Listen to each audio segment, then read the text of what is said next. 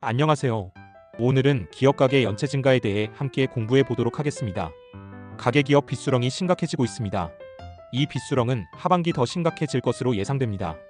지방은행 연체율은 올 들어 1.14%로 최고를 기록하였습니다.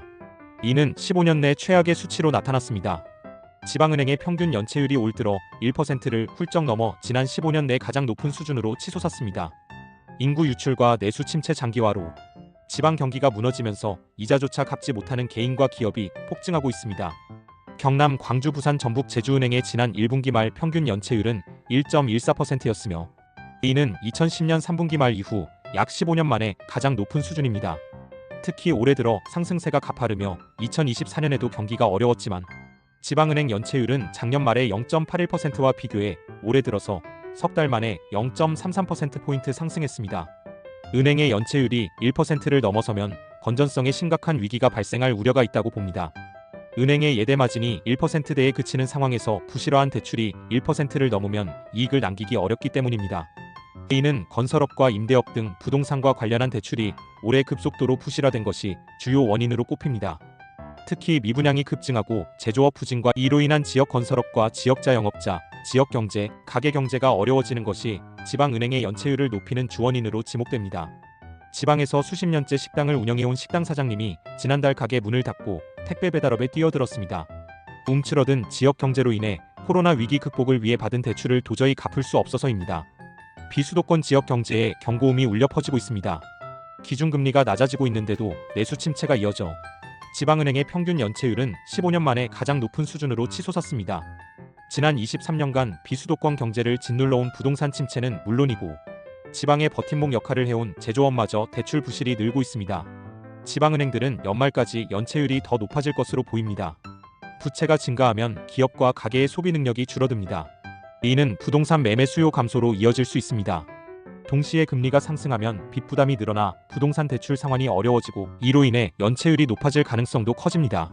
특히 부동산 시장에서는 자금 조달이 필수적인데 기업과 가계가 빚에 묶이면 투자 감소로 이어져 신규 개발과 시장 활력이 둔화됩니다. 또한 부채가 쌓인 금융기관들이 리스크 관리를 강화하면서 대출 조건을 더 까다롭게 만들거나 대출 규모를 줄이면 부동산 거래 감소로 이어질 가능성도 큽니다. 7월에 3단계 스트레스 DSR이 시행되면 대출 규모는 더 줄어들 것입니다. 결국 부동산 시장은 거래 위축과 가격 하락 압박에 직면할 수 있습니다. 이런 상황에서는 부채 관리와 신중한 금융 접근이 무엇보다 중요합니다. 경남, 광주, 부산, 전북, 제주 등 국내 5개 지방은행의 평균 연체율은 지난 1분기 말 1.14%로 파악됐습니다. 작년 말의 0.81%와 비교해 0.33%포인트 급등했으며 자료를 집계한 2010년 3분기 말 이후 최고치입니다. 주로 수도권에서 영업하는 시중은행과 비교해 지방은행 연체율은 3배에 육박할 정도로 높습니다.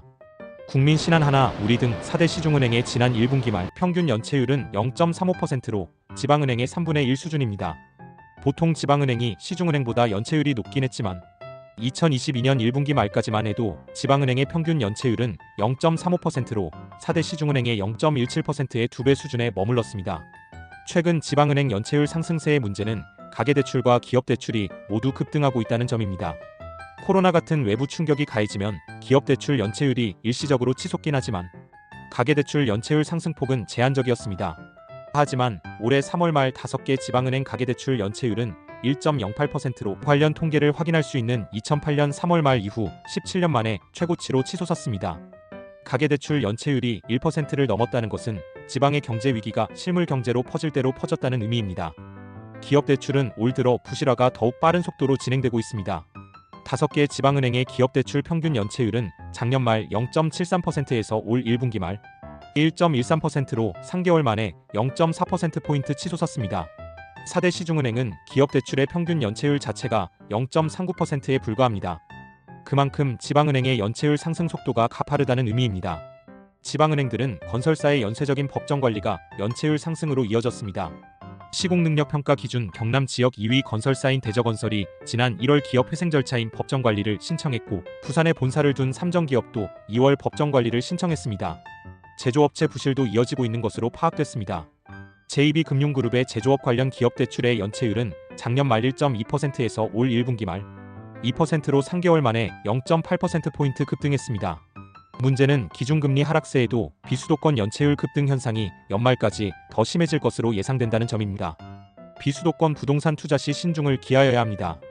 지금의 부채 문제는 단순히 특정 부문에 국한된 사안이 아니라 경제 전반과 부동산 시장의 안정성에 직접적인 영향을 미치는 중요한 요소입니다. 장기적으로는 부채 구조를 개선하고 투자자의 과잉 레버리지 사용을 방지하는 예방 조치가 필수적입니다.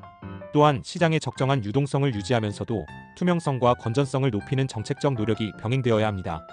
기업, 가계, 정부가 함께 균형 잡힌 대책을 모색하는 것이 현재의 위기를 완화하고 부동산 시장의 지속 가능한 성장을 이루는 열쇠가 될 것입니다.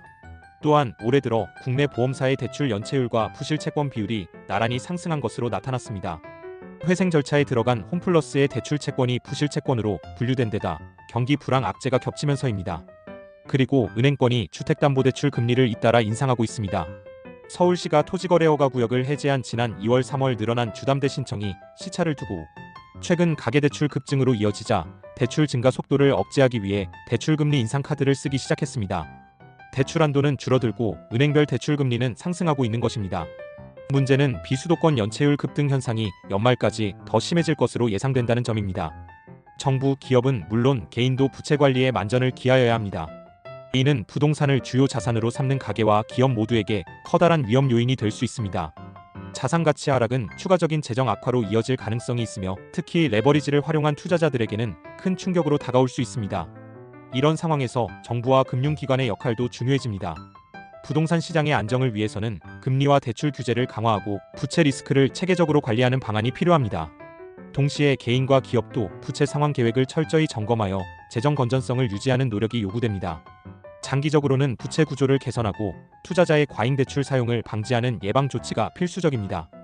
또한 시장의 적정한 유동성을 유지하면서도 투명성과 건전성을 높이는 정책적 노력이 병행되어야 합니다. 기업, 가계, 정부가 함께 균형 잡힌 대책을 모색하는 것이 현재의 빚수렁에서 빠져나와 부동산 시장의 지속 가능한 성장을 이루는 계기로 삼아야 합니다. 결국 기업과 가계의 부채 문제는 단기적인 시장 위축을 넘어 부동산 시장의 구조적 변화까지 초래할 수 있습니다. 자금 경색이 길어지면 개발 프로젝트 중단이나 지연이 발생하고 이는 일자리 감소나 지역 경제 악화로 이어질 가능성도 높아집니다. 따라서 지금의 문제를 해결하기 위해서는 과도한 부채 사용을 억제하고 금융과 부동산 시장 간 균형을 유지하는 지속적인 정책이 핵심입니다. 모두가 좀 더 신중하고 장기적인 관점에서 접근해야 할 시점입니다. 관우신 부동산 투자 공부는 매주 수요일과 토요일에 업로드되며 부동산의 기본적인 이론과 개념을 현실과의 접목을 통해 투자 방법과 시기 등을 함께 공부하고 있습니다. 여러분 모두 적절한 시기에 무릎 아래의 가격으로 알맞은 부동산을 장기 투자하여 부자 되기를 바랍니다. 감사합니다. 구독과 좋아요는 사랑입니다.